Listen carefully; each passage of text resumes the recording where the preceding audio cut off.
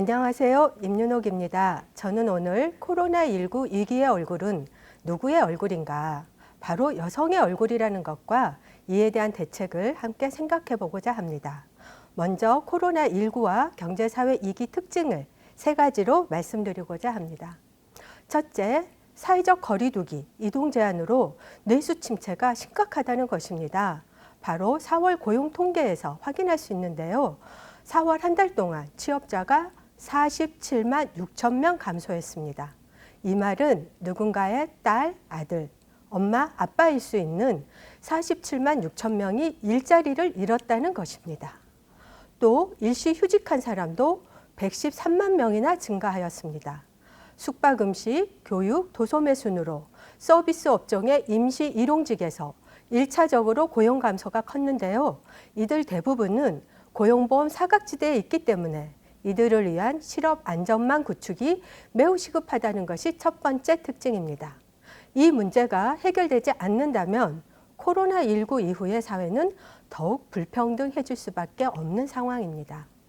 일시휴직자가 113만 명 증가하여 150만 명에 이르는데 이는 취업자 20명당 1명꼴로 일시휴직을 했다는 것으로 고용 충격이 지금 얼마나 큰지 알 수 있습니다. 두 번째 특징은 3월 11일 세계보건기구에서 팬데믹을 선언한 이후 경제위기는 전 세계적으로 확산되고 있다는 것입니다. 미국의 실업급여 신청자 수가 3천만 명을 넘어섰고요. 현재 미국 근로자 5명 중에 1명은 실업자입니다.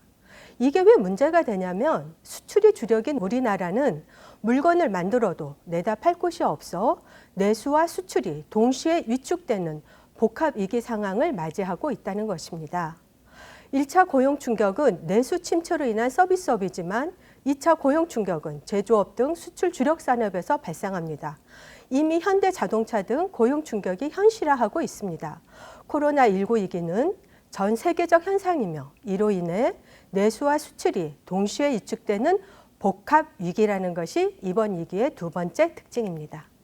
세 번째 특징은 코로나19 바이러스는 얼마나 지속될지, 치료제는 언제 개발될지 불확실하다는 불확실성입니다. 그렇게 때를 놓치지 않고 적시적소해서 정확한 대응을 해야 합니다. 코로나19 위기 대응은 단기적으로 땜질 처방에 그쳐서는 안 되며 불안정한 일자리와 미흡한 사회 안전망 등 근본적 개혁에 나서야 합니다. 그럼 이런 불안정한 일자리로 위협받고 있는 얼굴은 누구의 얼굴인지 좀 더 살펴보도록 하겠습니다. 결론적으로 코로나19로 위협받는 일자리의 얼굴은 여성의 얼굴이다라고 말씀드릴 수 있습니다. 4월 취업자 감소를 성별로 살펴보면 47만 6천 명 중 여성이 29만 3천 명으로 전체 취업자 감소의 61.5%가 여성입니다. 연령별로 보면 10대에서 50대까지 취업자가 감소했고 60대만 증가했는데요. 20대 여성의 취업자 감소폭이 가장 커서 20대 여성의 가장 고용 직격탄을 맞고 있다는 것을 알 수 있습니다. 또 일시적으로 쉬었다는 일시휴직자를 성별로 보면 여성이 104만 8천 명으로 일시휴직자의 65.2%가 여성입니다. 그런데 여기서 중요한 것은 전년도와의 비교입니다. 코로나 이전과 이후를 비교해보면 코로나로 인한 고용 한파 영향을 누가 더 받고 있는지 알 수 있기 때문인데요. 전년도와 비교해보니 여성은 84만 4천 명이 증가하였고 남성은 41만 7천 명이 증가하였습니다. 여성이 남성보다 무려 2배 넘게 일시휴직자가 증가하였다는 것입니다. 특히 그 일시휴직의 사유로 사업 부진, 조업 중단으로 인한 그 사유로 일시휴직자가 증가한 경우를 보면 여성은 44배 증가, 남성은 10배가 증가하여 여성이 남성보다 훨씬 고용위기에 취약하다는 것이 드러났습니다.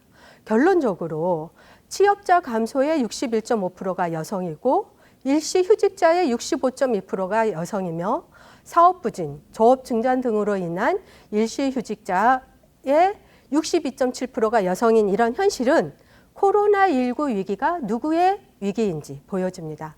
바로 여성의 위기, 여성 일자리의 위기라고 할 수 있습니다. 그런데 왜 여성의 일자리가 남성 일자리보다 더 위기에 취약한 걸까요?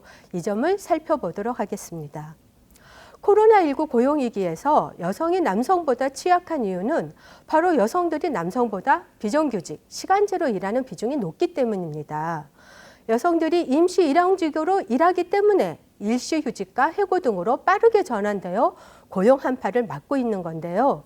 2018년 현재 임금 근로자 중 여성 비정규직 비율은 41.5%로 여성 비정규직 비율은 2008년 이후로도 꾸준히 증가하는데 남성 비정규직 비율은 26.3%로 여성보다 15.2%나 낮으며 남성은 비정규직 비율이 늘어나지 않고 감소, 유지되고 있음을 알 수 있습니다. 특히 여성은 비정규직 중에서도 시간제 비중이 53.6%입니다. 제가 작년에 인터뷰했던 40대 경력단절 여성이 떠오르는데요.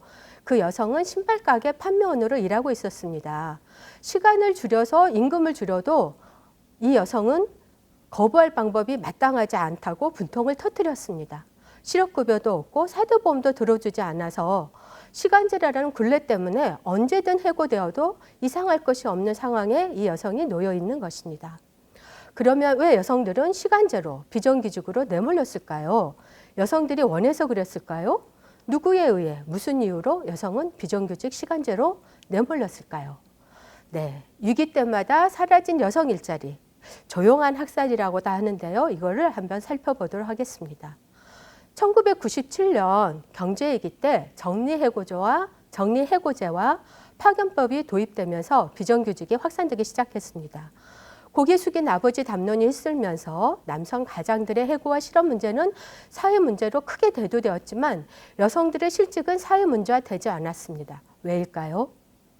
여성들은 일자리를 잃어도 실업이 아니라 가정으로 돌아가면 될 일로 치부되었기 때문입니다. 남자도 일자리가 없는데 어디 여자가? 라는 사회 분위기에 편승해서 기업들은 손쉽게 여성들을 해고하고 비정규직화하였습니다. 그 결과 여성 비정규직 비율은 2000년도에 69%로 치솟아서 여성 노동자 3명 중 2명이 비정규직이었어요. 남성 비정규직 비율보다 여성 비정규직 비율이 1.7배나 높았습니다. 여성은 가장 먼저 잘렸고요. 가장 나쁜 일자리로 복귀한 것입니다. 그럼 두 번째 위기라고 할 수 있는 2008년 금융위기 때는 어떠했을까요? 2008년 12월부터 취업자 수가 감소하면서 고용위기는 본격화되었는데 2009년 4월 남성은 취업자가 1만 7천 명 줄였는데 여성은 무려 17만 4천 명이 줄었습니다. 2009년 상반기 남녀 모두 취업자 수가 감소했는데 사라진 일자리의 75%가 무려 다 여성 일자리였다는 것입니다. 30대 여성이 노동시장에서 가장 많이 밀려났는데 이들은 가사 양육 등 비경제활동 인구로 흡수되어 청년 인턴 같은 정부 대책에서도 소외되었습니다. 이번 코로나19 위기에서도 예외가 아닙니다. 혹시 돌밥이라고 들어보셨나요? 아이들이 학교도 못 가고 휴직자가 늘어나고 재택근무가 권장되면서 가정에서 돌아서면 밥을 해야 하는 상황을 돌밥이라고 한답니다. 사람이 살아가는데 가장 필수적인 가사와 육아 노동은 역설적으로 비경제활동으로 분류되어 실업대책에서 제외되어 있습니다. 3월 고용통계에서도 여성은 가사 7만 9천 명, 육아 2만 4천 명이 증가하였는데 반면 남성은 각각 가사 4만 명, 육아 2만 명이 감소하였습니다. 여성은 코로나19로 고용 한파를 겪을 뿐만 아니라 실직에서도 집에서 쉬는 것이 아니라 가사와 육아, 돌봄 노동으로 쉴 틈이 없는 다중 역할을 하는 상황인 것입니다. 결론적으로 위기 때마다 여성은 가정으로 돌아가면 되고 집안에서 가사와 육아를 담당하면 된다는 고정관념이 여성 실업 문제를 은폐하고 여성 일자리 위기를 사소한 문제로 만들고 있습니다. 97년 경제위기, 2008년 금융위기, 2020년 코로나 위기를 겪으며 여성은 최악의 고용 한파를 아무런 보호 장비 없이 맨몸으로 맞고 있는 것입니다. 이제 마지막 결론 말씀드리겠습니다. 여성의 노동의 존중 없이 코로나 위기 극복이 가능할까요? 가능하지 않습니다. 그래서 성인지 고용 대책을 추진해야 된다고 말씀드리고 싶습니다. 코로나19 위기에서 여성들의 노동은 빛이 났습니다. 여성들의 노동이 없이는 코로나19 극복은 언간생신입니다. 간호사, 노인요양보호사, 간병인, 청소노동자들은 감염 위기에서도 자신보다 먼저 이웃을 돌보고 치료와 예방에 온 힘을 다했습니다.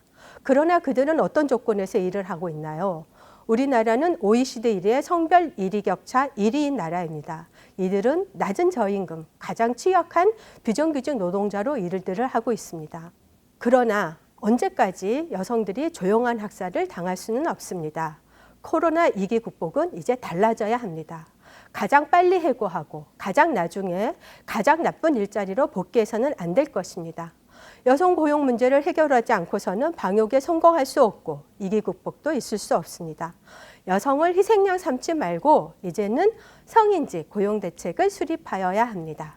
네, 그러면 성인지 고용 대책의 방향을 6가지로 정리해서 제안해 보고자 합니다. 첫째, 가부장적 국가의 기한은 대책이 될 수 없습니다. 어떻게 해야 하느냐고요? IMF와 2008년 금융위기 때는 반대로 해야 합니다. 여성 일자리 위기를 공론화하고 국정 아젠다로 설정하고 젠더 전문가가 그 위기 대응에 배치되도록 해야 합니다.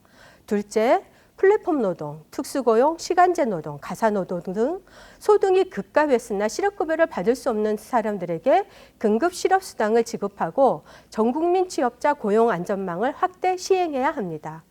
성별 고용보험 사각지대를 보면 전체 여성 취업자 중에서 고용보험 적용자는 47.7%에 불과합니다.